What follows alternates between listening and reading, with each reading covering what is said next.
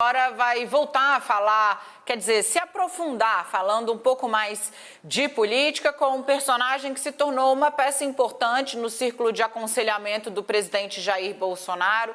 É um personagem que tem um raro conhecimento histórico, foi presidente do Brasil, foi empichado, voltou à cena política, é senador da República, fez críticas ao governo, que agora ele tenta ajudar. Está aí já na sua tela, a gente recebe aqui o ex-presidente senador Fernando Collor. Presidente, obrigada pela participação de novo aqui com a gente no CNN 360. Estou eu e a Tainá Falcão aqui já para conversar com você. Nossos analistas vão vir também.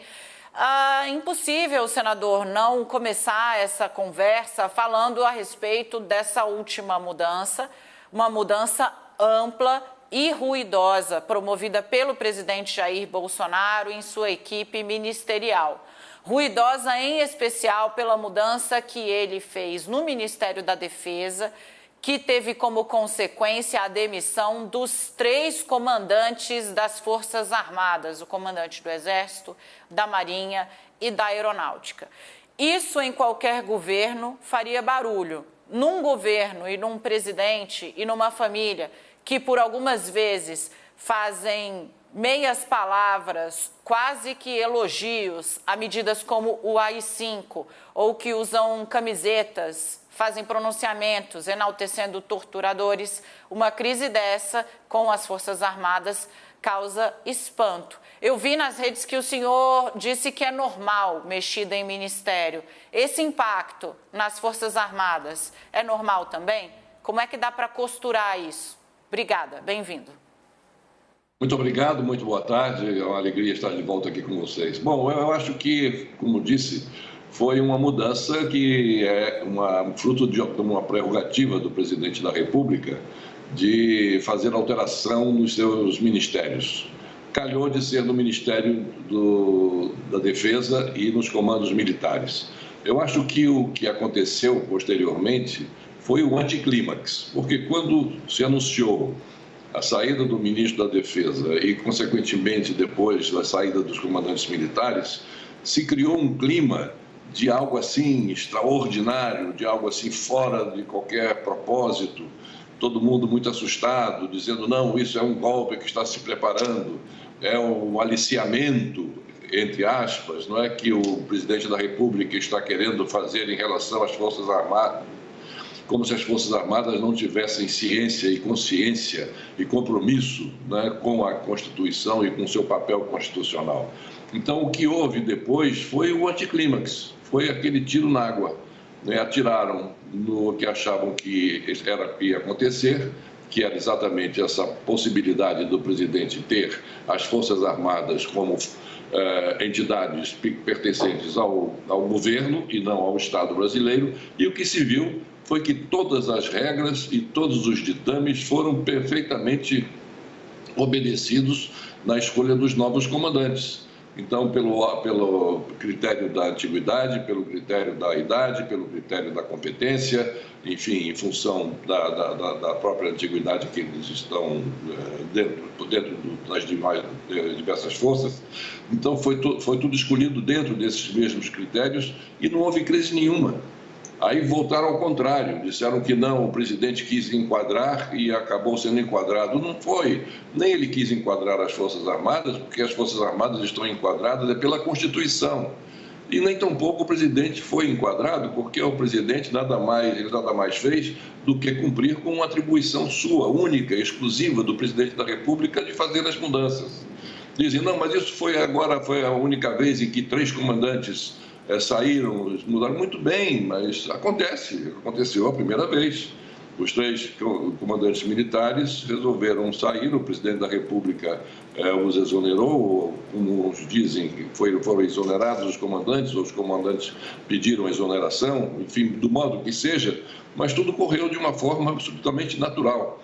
Então não há o que se espantar. Hoje estamos vivendo dias de absoluta tranquilidade, numa semana de Páscoa, e vamos transcorrer esses dias agora com estabilidade absoluta no governo e com essa crise que se criou, uma suposta crise no âmbito militar, absolutamente dissipada. Agora, senador Tainá Falcão, falando aqui do estúdio, ontem a gente conversou bastante, uma entrevista super importante com o general Santos Cruz. Ele usou ali uma expressão de que foi um pouco desrespeitoso e até uma ofensa às Forças Armadas, a forma como tudo se deu. Disse que caberia ao presidente da República uma explicação pública sobre essa troca no comando das Forças Armadas. O senhor concorda? Acredita que seria de bom tom o presidente Bolsonaro se posicionar publicamente a respeito disso? Bom, eu acho que qualquer explicação que se dê para uma mudança ministerial, ela é supérflua. Isso depende muito do alvitre, está dentro do alvitre do presidente da República. Ele é muito subjetivo isso. É a questão de se entrosar bem com os seus ministros, de buscar uma coerência na ação, né, dos seus ministérios. E em relação aos ministérios militares, é uma coisa muito simples, é muito prático, pessoal. Não há nenhuma... Os comandantes militares falam do muro dos quartéis para dentro. Dos muros dos quartéis para dentro, quem tem a palavra, quem fala, quem determina, quem diz o que tem que se fazer, quem chama a ordem unida, são os comandantes militares. Dos muros dos quartéis para fora, quem fala sobre a política das Forças Armadas é o ministro da Defesa, que tem uma interlocução direta com o presidente da República. Então é muito fácil, está tudo muito bem departamentalizado. Então eu não acredito que seja necessário que toda vez que o presidente da República vá fazer uma modificação no seu ministério, que tenha que chegar e dar alguma explicação ou alguma satisfação.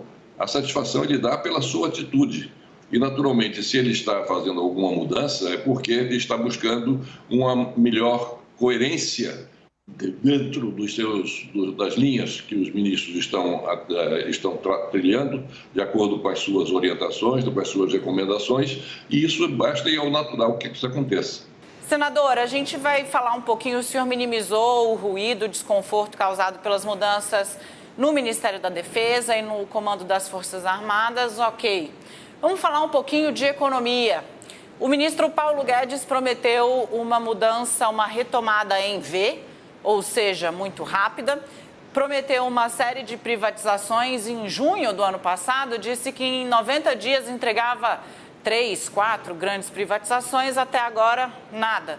Qual é a avaliação que o senhor faz do desempenho do ministro da Economia, que tem estado aí em atrito com a cúpula do Congresso? Eu acho que o ministro vem fazendo tudo aquilo que está ao seu alcance realizar. Ele teve obstáculos à sua frente, está tendo obstáculos à sua frente que ninguém poderia prever no início. Quando o ministro falou do seu programa liberal, do programa de privatizações, das reformas, ele falou naturalmente acreditando que estaríamos vivendo dentro das condições naturais de temperatura e pressão, nas CNTP. E não foi isso que aconteceu, porque logo ele pegou de início uma pandemia.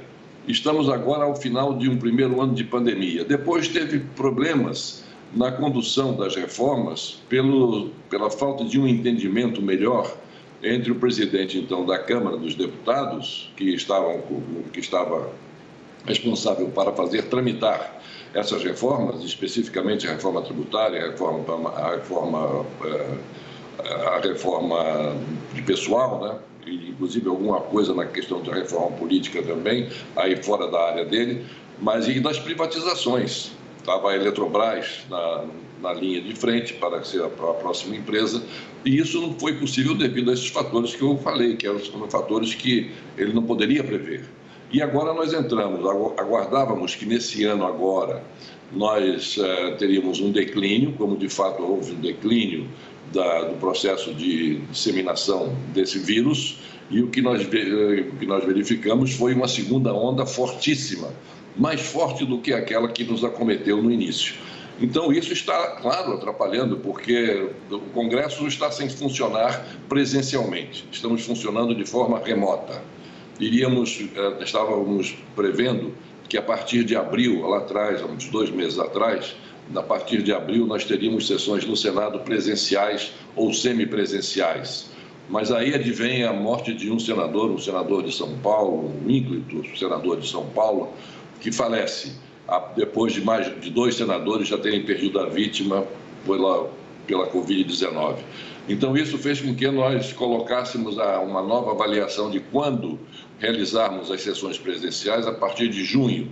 Vai se fazer em junho uma nova avaliação sobre quando poderá ser feita a sessão presidencial, que é fundamental para a sessão presidencial, para que nós discutamos assuntos dessa envergadura.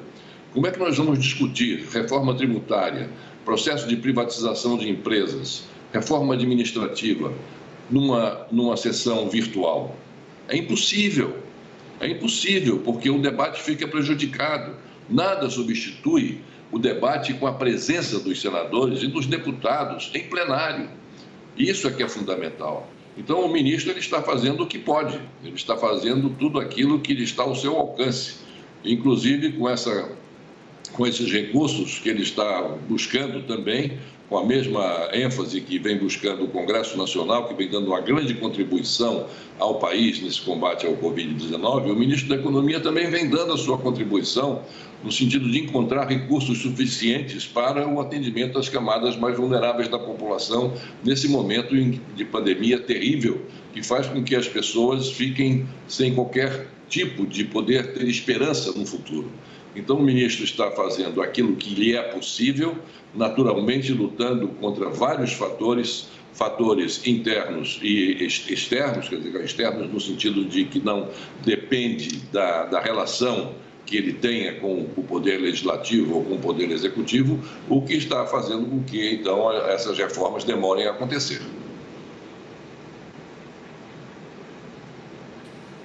Senador, a gente está vendo aqui, nosso time nos avisa, o presidente Jair Bolsonaro, nesse momento, se aproxima para fazer aquela conversa tradicional com os apoiadores dele. Hoje é feriado em Brasília, Páscoa, você vê aí o presidente Jair Bolsonaro se aproximando. Isso aí é o Palácio da Alvorada, né, onde a residência oficial do presidente da República. Ele vem com o seu staff de segurança se encaminhando.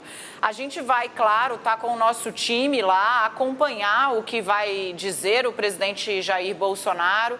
Nesta quinta-feira, o presidente de novo sem máscara, todo o time dele sem máscara, se aproximando ali para falar com os apoiadores que estão também aglomerados. Ontem o Brasil se aproximou das 4.000 mortes e, segundo especialistas com os quais eu conversei hoje, até a terça-feira que vem, certamente, se não já hoje, nós ultrapassaremos a marca de 4.000 mortos. A gente está acompanhando, claro, mas a gente vai seguir aqui com a nossa entrevista. Vamos seguir ouvindo o senador Fernando Collor de Mello, ex-presidente da República, e tendo algum destaque na fala do presidente Jair Bolsonaro, a gente vai, inclusive, repercutir aqui.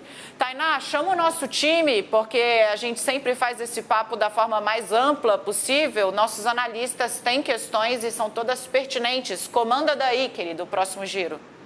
Vamos lá, Dani, colocar aqui junto com a gente para participar dessa entrevista o Igor Gadelha e o Fernando Molica. Então, Igor, a gente estava conversando já por aqui, trocando uma ideia. Começa contigo, então, que eu sei que você já tem pergunta para o senador.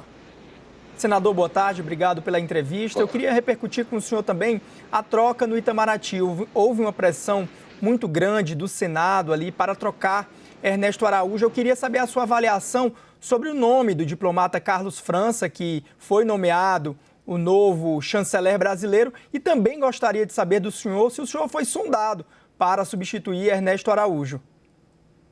Não fui sondado, houve muito noticiário a esse respeito, mas eu não fui sondado para substituir o ministro que saiu, o ministro Ernesto Araújo, no Ministério das Relações Exteriores. A mudança foi uma mudança que já vinha sendo anunciada, não é? Até pela especulação de vários nomes que estavam sendo cogitados para uma eventual substituição, que de fato aconteceu, do ministro das Relações Exteriores de então. Então, isso aí já se previa que essa mudança aconteceria. O que deslanchou essa mudança foi um entrevero ocorrido entre o ministro e o Senado da República no momento em que ele compareceu atendendo a um convite que lhe foi formulado para prestar contas da sua administração, sobretudo no que tange a sua atuação no que diz respeito ao contato com os países fornecedores de vacinas, já que o que nós precisamos é vacinas e mais vacinas para vacinar a população rapidamente. Então, houve um entreveiro no decorrer dessa alocução do ministro.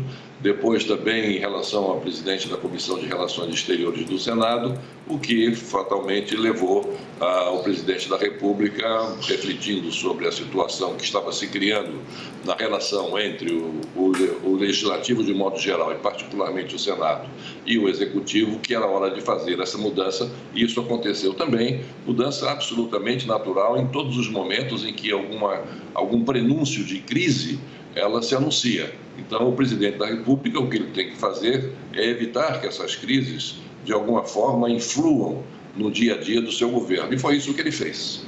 E o ministro que ele escolheu foi um integrante do Itamaraty, que tem, embora não tendo ainda a experiência de ter uma representação no exterior do Brasil, é um ministro muito sério, um ministro que tem um currículo muito bom e que chamou para seu secretário-geral, inclusive, um ministro de grande experiência e de grande respeitabilidade também no Itamaraty, que é o embaixador Simas. De modo que eu acredito também que essa foi uma crise criada, né, não sei o quê, a grande crise criada em função do Ministério das Relações Exteriores o ministro das Relações Exteriores ter que ser substituído. E acabou dando a crise resultando no remanso natural, normal, tudo voltou a ocorrer normalmente dentro do Ministério das Relações Exteriores e aguardando apenas as orientações do presidente da República para que o seu ministro das Relações Exteriores possa somar todos os seus esforços no sentido de ajudar o governo federal e ajudar o Ministério da Saúde na obtenção das vacinas que nós precisamos para atender a população brasileira. Bom, eu vou pegar daqui, antes de passar para o Mulica, eu acho interessante também a gente abordar, senador, uma fala que repercutiu bastante, que foi a do presidente da Câmara dos Deputados, Arthur Lira, acendendo, vamos dizer assim, um sinal amarelo ao presidente Jair Bolsonaro, quando ele fala de remédios amargos ao parlamento. Muita gente, inclusive, chegou a especular e a dizer que por trás dessa fala estaria a palavra impeachment. Como é que o senhor avalia, então, esse recado dado pelo presidente da Câmara dos Deputados e como que o presidente recebeu também uma avaliação?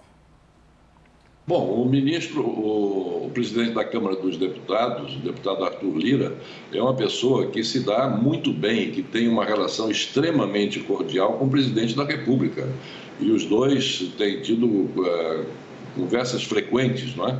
Então, não há nada o que se esperar a não ser um aviso, um alerta que um companheiro dá ao presidente da República sobre a situação em que estava passando naqueles momentos de indefinição sobre a questão das vacinas, disso, daquilo, da questão da troca do Ministério da Saúde, né, do ministro da Saúde, como de fato aconteceu.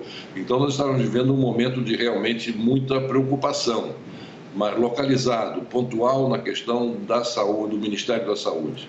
E o que fez o deputado Arthur Lira foi uma sugestão e uma colocação mais de aviso, como aliás foi de aviso, e de chamar a atenção do presidente da República de que alguma coisa tinha que ser mudada nessa relação do Ministério da Saúde com a sociedade brasileira de modo geral.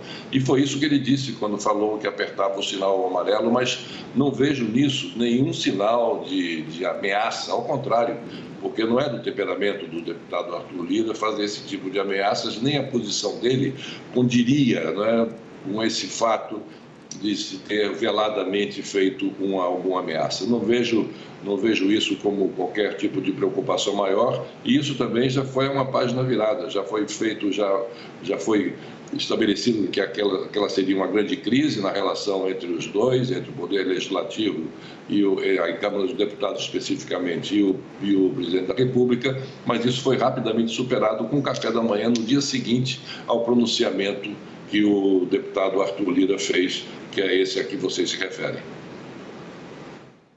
Molica, com você.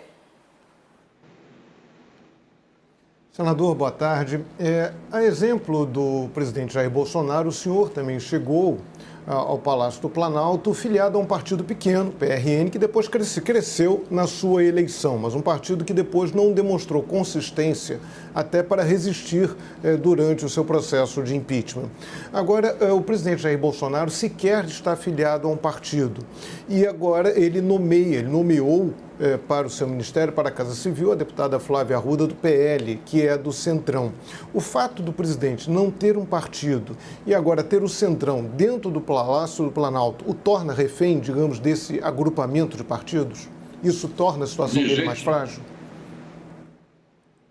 De jeito nenhum, ao contrário. O Centrão, que eu chamo de centro democrático, é o centro democrático. O Centrão sempre está associado àquela questão de antigamente, né, que se criou na época da Assembleia Nacional Constituinte, de um grupo de partidos de centro que exigiam espaços para poder apoiar o governo, não é? E entrou aquela questão do toma lá da cá. O que hoje está existindo não é mais isso, é o posicionamento do centro democrático que deseja apoiar o governo nas suas iniciativas e torce para que o governo dê certo. Então, o chamado que o presidente da República fez agora à deputada Flávia Arruda para ocupar a Secretaria de Articulação do governo com o Congresso foi uma escolha absolutamente acertada. O que estava um pouco desconectado, pessoal, é ter um general de alta estirpe, um general de muita respeitabilidade, mas um homem da caserna, fazendo articulação com a classe política. Isso é que não estava muito bem adaptado. Agora não, agora na articulação política do governo federal com o Congresso Nacional, nós temos uma integrante do Congresso Nacional e que pertence a um dos partidos que compõem o centro democrático dentro do Congresso. Isso, naturalmente, vai facilitar em muito a interlocução entre o Executivo e o Legislativo, e agora nós temos uma pessoa certa, no lugar certo, que é a deputada Flávia Arruda, que tem grande competência para realizar o trabalho que lhe foi confiado. Senador, seguindo o que foi combinado aqui com o senhor, a gente vai encerrar, deu o nosso tempo. Antes do senhor se despedir, eu vou pedir para o senhor se despedir aqui com a gente, enquanto a gente vai voltar a mostrar as imagens do presidente Jair Bolsonaro. E eu queria me despedir com uma pergunta de 5 segundos e, para cumprir o horário que a gente havia combinado, também pedir para o senhor uma resposta enxuta. O senhor vai ver daqui a pouquinho aí no seu vídeo, o presidente Jair Bolsonaro está com os apoiadores dele, lá, como eu disse, no Palácio da Alvorada. Ontem o Brasil chegou mais perto do que nunca dos 4.000 mortos por Covid-19. A situação em todo o país é alarmante, não tem leito, não tem remédio sobrando, está muito difícil cuidar de quem está no hospital e dar conta da fila. O senhor acha que nesse cenário, como é que o senhor avalia a atitude do presidente que está aí sem máscara, com os seguranças sem máscara, no meio dos apoiadores aglomerados? Senador, e com isso eu já agradeço muito a participação do senhor aqui no 360, desejo uma boa Páscoa e uma ótima semana. Bom, inicialmente as minhas condolências mais profundas a todos os familiares daqueles que perderam as suas vidas. Já estão computando um número extremamente alto, elevado, que nos preocupa muito. As nossas condolências. Acho que nesse encontro agora do presidente, um encontro informal, aliás, com poucas pessoas, há uma manutenção de um certo distanciamento. Falta máscara, é verdade, falta máscara. Faltou alguém lembrar o presidente da República. Isso aí é a assessoria que tem que ajudar. Presidente, está aqui a sua máscara para ele colocar. Porque é importante que o presidente da República, sempre que apareça em público, e mesmo dentro do seu local de trabalho, quando tem um maior número de pessoas, que ele utilize e use a máscara. Isso é muito recomendável e o presidente da República vem dando também provas disso, que nas últimas solenidades de que ele participou, ele estava vestindo a máscara como deve ser feito isso por todos nós. Obrigada, senador. Boa Páscoa para o senhor. Tainá. Feliz Páscoa.